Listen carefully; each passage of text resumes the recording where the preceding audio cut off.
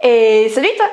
Aujourd'hui, on va parler bouquins, mais également de chiffres, puisqu'on va partir sur les traces de Thomas Bill et de ses fameux chiffres.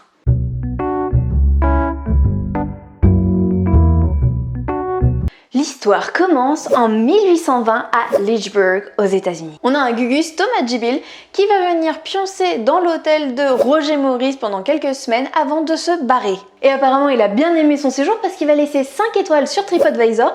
Et puis surtout, en fait, il va revenir à peu près à la même période, mais 2 ans après. Mais cette fois, en fait, avant de partir, il va laisser à Maurice un petit coffre en fer qui va être verrouillé et il va lui donner une seule consigne. Si dans 10 ans, personne n'est venu le réclamer, Momo peut ouvrir la boîte. Dans ce coffre se trouvent 3 lettres cryptées dont le code va être craqué grâce à une clé. Et cette clé, en fait, un ami de Tommy devrait l'envoyer par la poste vers juin 1832 si tout se passe bien. Du coup, Maurice a plutôt intérêt à pas déménager pendant les 10 prochaines années ou alors à penser à faire son transfert de courrier par la poste. Ça doit coûter cher quand même, 10 ans de transfert de courrier. Bon, au bout de 10 ans, qu'est-ce qui se passe? Personne n'a réclamé la boîte et en plus, Maurice ne reçoit jamais aucune lettre. Bref, foirage complet. Maurice va attendre 1845, donc c'est-à-dire 10 ans de plus que ce qui était déjà prévu, pour pouvoir ouvrir la boîte. Et là, il découvre en fait l'histoire de Bill dans une lettre. Il apprend que Thomas Bill et 30 de ses amis, parce qu'en fait il y avait un copyright sur le nombre 40, sont tombés par hasard sur un gisement d'or et d'argent quand ils étaient en train de chasser le bison à Santa Fe. Ils ont décidé du coup d'extraire ces gisements et de les enterrer. Chaque membre en fait a une mission propre et celle de Thomas Bill c'était de crypter les informations et de les refiler à quelqu'un. Alors j'ai jamais enterré de trésor perso, mais une fois le butin enterré, la carte tracée et cryptée, il doit pas rester des masses de choses à faire. Donc qu'est-ce qu'ils ont fait les 30 autres Gugus? Pas envoyer des clés apparemment. Dans ce coffre se trouvent donc les 3 fameuses lettres cryptées. La première donne l'emplacement du trésor, la deuxième le contenu, et la dernière la liste des 31 bénéficiaires. Maurice, c'est clairement pas le crayon le plus aiguisé de la boîte, du coup il n'arrive pas à casser le code. Surtout qu'il n'a pas la clé, de toute façon. En 1862, il va raconter tout ça à un ami qui va décider de prendre le relais. Pour lui, en fait, les chiffres correspondent aux premières lettres de mots et il est persuadé qu'en trouvant le bon texte de référence, on va pouvoir craquer le code. Du coup, qu'est-ce qu'il fait? Il fait le test sur tous les bouquins de sa bibliothèque. Il y en a qui ont du temps à perdre. Mais le gars, il a une chance de cocu parce qu'un jour, il va décider de tester ça sur la déclaration d'indépendance des États-Unis et bingo, ça match. T'emballes pas, ça match seulement pour le deuxième texte, celui qui parle du contenu. Comme par hasard. Et là, il trouve tout ce que contient le trésor. Et en fait, en 2017, on va estimer ça à 40 millions d'euros. Alors par contre, impossible de décoder le reste. Petit saut dans le temps, du coup on se retrouve en 1885 et un certain James B. Ward va publier un pamphlet dans lequel il va mettre toutes ces lettres pour les rendre publiques. Alors des recherches autour de ce code, il y en a eu. Et avant de te parler des théories, je tiens à rendre hommage à ceux qui ont dédié leur vie aux chiffres de Bill. Mention honorable à Stan Sanowski qui en 7 ans va dépenser près de 70 000 $ en dynamite et bulldozer pour trouver le trésor. L'histoire ne nous dit pas s'il s'est lancé dans le BTP après ça. Je tiens également à applaudir cet homme qui a préféré rester anonyme, on se demande pourquoi, et qui dans les années 80 fera faillite après seulement 6 mois de recherche. Mais la palme d'or revient aux frères Hart qui sont sûrement en fait à l'origine même du mot somme. Je vais la faire courte parce que sinon ça va être trop long. Clayton Hart a un job merdique. En gros, en fait, toute la journée, son patron lui demande de recopier des documents. Ils n'avaient pas de stagiaire à l'époque ni de photocopieuse. Et un jour, en fait, on va lui donner plusieurs papiers avec des chiffres. Il est persuadé en fait d'avoir entre les mains un code secret, donc il va essayer de le craquer, mais sans succès. Un jour, il va découvrir qu'un certain James B. Ward a publié une série de chiffres et que, miracle, ça match avec la sienne. Là, les frères, ils sont sûrs de leur coup et ils se disent on n'a qu'à demander une copie du pamphlet à Ward. Et manque de peau, parce que tous les exemplaires imprimés ont en fait brûlé dans un incendie peu de temps après leur publication. Comme par hasard. Mais il est sympa, il leur file quand même une version. Que font les frères Hart? Hormis eux aussi prendre tous les livres qui leur tombent sous la main pour pouvoir trouver le texte de référence, il y en a vraiment qui ont du temps à perdre. Ils décident de se tourner vers l'hypnose. j'ai même plus les mots. En 1898, ils vont décider de faire venir un médium, le faire rentrer en transe pour qu'il puisse après entrer dans le corps d'un des amis de Bill et découvrir où est le trésor. Je vais pleurer. Je vais réellement pleurer.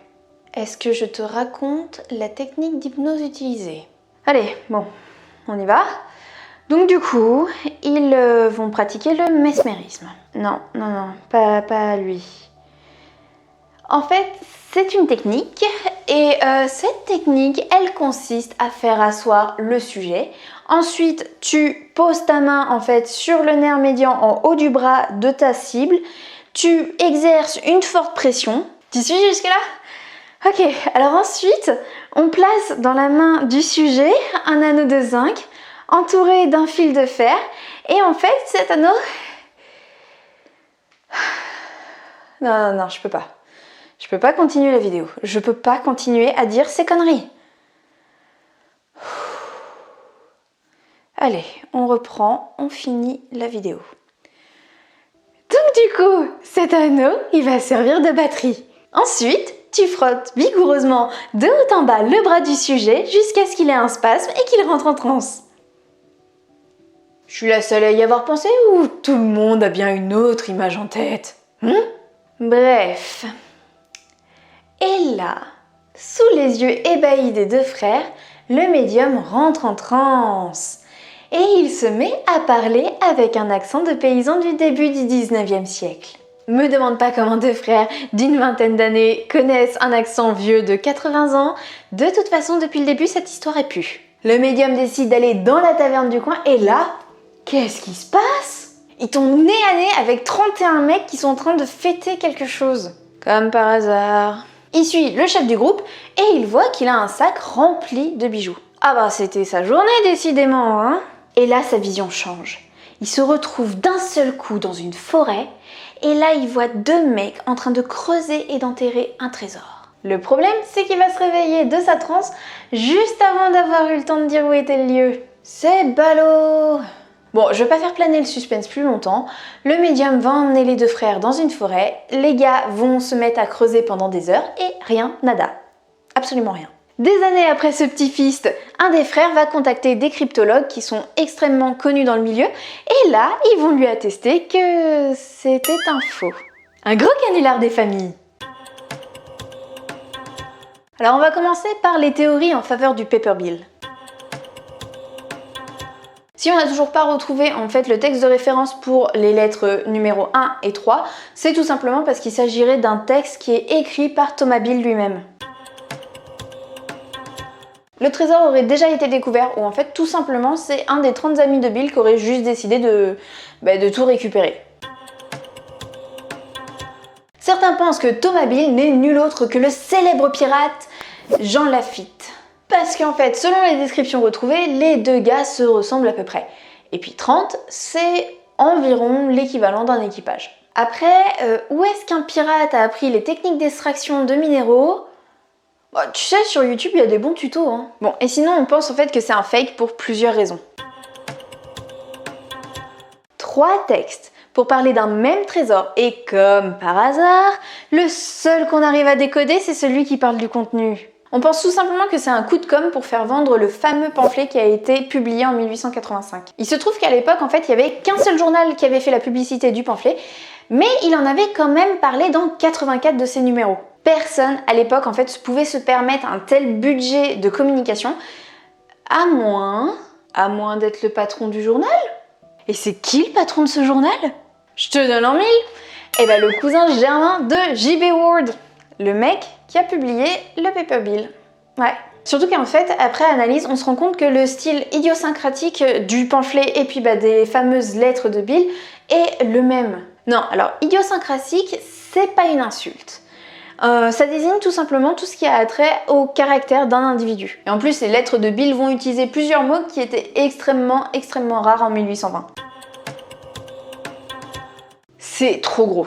Vraiment trop gros. Et en fait, si on regarde même le détail, on se rend compte que le trésor correspond à plusieurs tonnes de métaux. Comment 30 mecs ont pu cacher ça? Non mais puis, on va être honnête, hein, tenir un secret déjà quand on est 5, c'est chaud, mais là, 30 pecnos? il y aurait forcément eu des fuites. Voilà, c'était tout pour aujourd'hui. J'espère que cette vidéo t'aura plu. En tout cas, n'hésite pas à t'abonner et laisser un pouce bleu si c'est le cas. Et puis, si t'as envie de me soutenir, ça se passe sur ma page Tipeee. T'as le lien en barre d'infos. En attendant, je t'embrasse fort. C'était Mélanie.